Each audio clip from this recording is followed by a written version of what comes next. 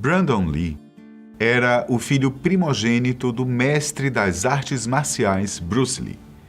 Os dois tiveram uma morte trágica e incomum, além de morrerem muito novos, é claro. Pois bem, hoje eu vou mostrar para vocês como foram os últimos dias desses dois grandes homens. Eu sou Benjamin e seja bem-vindo ao nosso canal.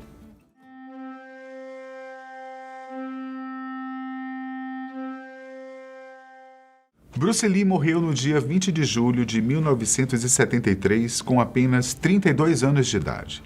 Já Brandon Lee morreu 20 anos depois, exatamente no dia 31 de março de 1993. Mas como foi o último dia dessas duas estrelas do cinema? Bom, antes de começar a contar essas histórias, eu vou fazer um breve histórico sobre suas vidas. Bruce Lee nasceu em 1940 em Chinatown, em São Francisco, Califórnia. Só uma observação para os desinformados. Chinatown é uma região urbana que contém uma grande população de chineses dentro de uma sociedade não chinesa. Ele nasceu exatamente na hora e no ano do dragão, que na astrologia chinesa significa um forte presságio de homem poderoso. Como ele era filho de integrantes da ópera chinesa, sua mãe deu à luz enquanto estava em uma turnê pela América, mas logo depois eles voltaram para Hong Kong, onde ele foi criado.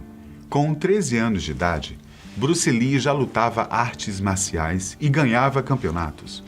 Mas foi só com 18 anos que ele foi para os Estados Unidos, onde estudou filosofia e juntou os estudos com as lutas marciais. Mas a sua carreira no cinema foi o que encantou muita gente. Em 1967, ele foi convidado para atuar em uma série chamada Besouro Verde. Depois, ele participou de mais séries como Ironside, em 1967, e Here Come the Brides, em 1969. Depois disso, Bruce Lee alavancou sua carreira. Ele atuou em filmes como O Dragão Chinês, em 1971, A Fúria do Dragão, em 72 e Jogo da Morte, em 78. Esse último, inclusive, foi a inspiração para Quentin Tarantino fazer o filme Kill Bill.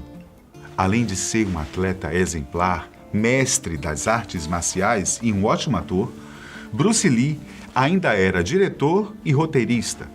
Alguns de seus filmes ele escreveu, produziu e protagonizou.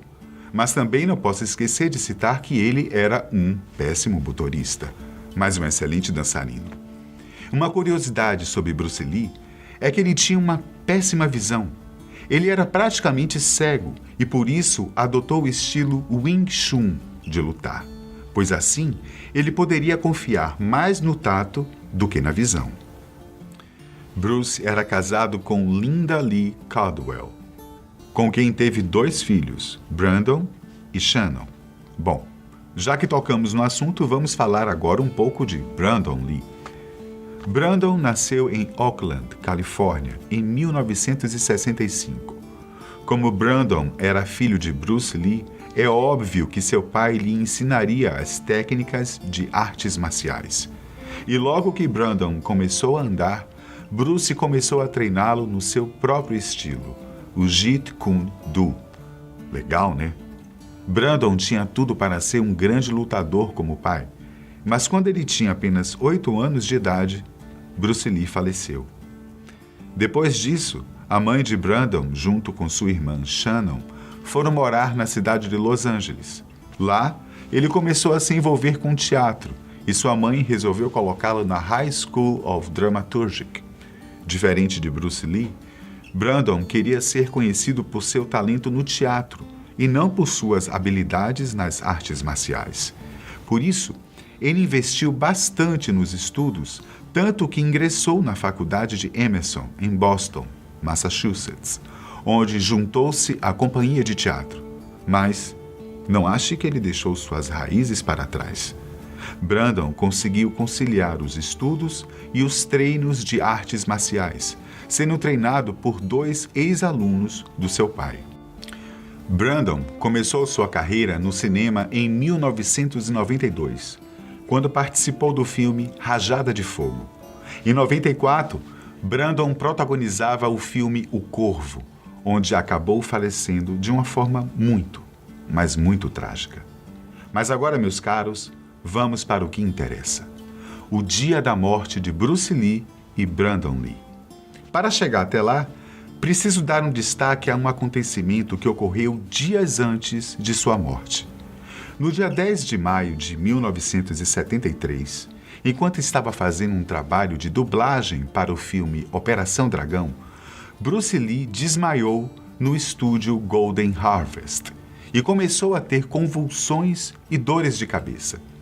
Depois de ser levado para o hospital, os médicos o diagnosticaram com um edema cerebral. Nesse dia, eles conseguiram reduzir o inchaço e salvar a vida de Bruce Lee. Dias se passaram e a vida de Bruce Lee estava completamente normal. Ele estava animado com seu novo projeto, o filme Jogo da Morte. No dia 20 de julho de 1973, Lee foi a Hong Kong para conversar sobre o projeto de um filme com o ex-James Bond, George Lazenby. Como ele já estava na cidade, Bruce Lee e o produtor Raymond Chow aproveitaram e foram até a casa da atriz Betty Ting Pei, em Hong Kong, para conversar sobre um personagem do seu filme. Depois de baterem um papo, Chow se retirou e Bruce Lee relatou para sua amiga que estava sentindo algumas dores de cabeça. Ting deu um analgésico para Lee, que incluía aspirina e um relaxante muscular. Algo completamente normal, até porque todo mundo tem uma dor de cabeça de vez em quando. Lee então foi para seu apartamento e se deitou para descansar um pouco por volta das 7h30 da noite. Porém, ele nunca mais se levantou. Lee não apareceu no jantar que tinha combinado com Chow, o que deixou seu amigo muito preocupado. Quando Chow chegou no apartamento de Lee e o encontrou desacordado, um médico foi chamado rapidamente, mas não adiantou nada. O médico até tentou reanimá-lo antes de mandá-lo para a emergência, mas infelizmente Bruce Lee foi declarado morto assim que chegou no hospital. Já a história de Brandon Lee é um pouco mais trágica que a de seu pai. Lee estava empolgado com o filme O Corvo, pois esse seria seu grande papel no cinema e o colocaria na reta dos grandes, principalmente por carregar o legado e sobrenome de seu pai. No dia 31 de março de 93, faltavam 8 dias para finalizar a fotografia do filme e Brandon se preparava para filmar a morte do seu personagem, o famoso Eric Draven. Na cena do filme, o personagem ia entrar no seu apartamento e encontrar sua noiva morta e violentada por uma quadrilha. Mas Fanboy, um dos membros da quadrilha e que era interpretado por Michael Massey, iria descarregar um revólver em Eric. Nessas cenas de cinema, os produtores costumam usar as armas com balas de festim. Para quem não sabe, a bala de festim é como uma bala normal, mas existe uma pequena diferença. Ela não possui projétil, aquela parte da munição que atinge o alvo. Mas naquele dia algo muito estranho e suspeito aconteceu. Quando Massey disparou a arma, Brandon caiu no chão. Alex Proyas, o diretor do filme, cortou a cena, mas Brandon continuou deitado no chão.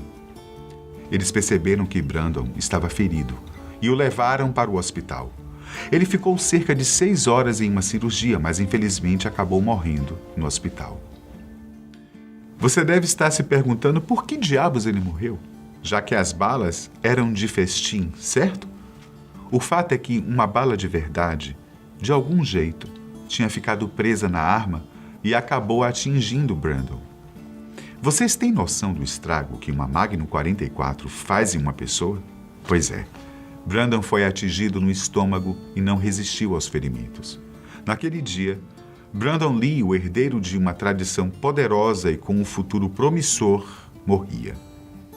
Ele estava de casamento marcado para os próximos dias, mas acabou deixando esse mundo com apenas 28 anos de idade.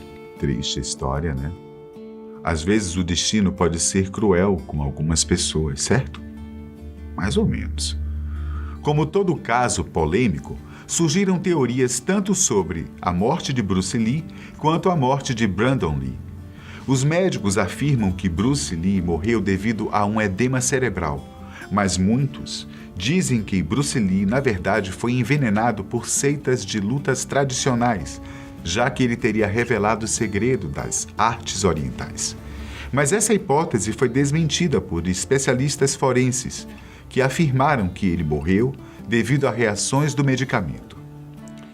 Já na morte de Brandon Lee, a polícia começou a investigar o caso logo depois da sua morte. Inclusive, a cena de Brandon sendo atingido, já que ela tinha sido gravada para o filme. Nesse tempo, muitas teorias surgiram, inclusive a de que a mesma máfia chinesa que supostamente matou Bruce Lee teria matado Brandon.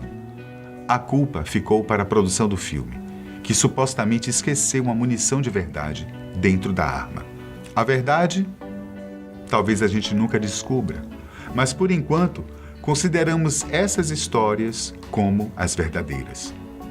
Esse foi nosso vídeo com o último dia da vida de Bruce Lee e Brandon Lee.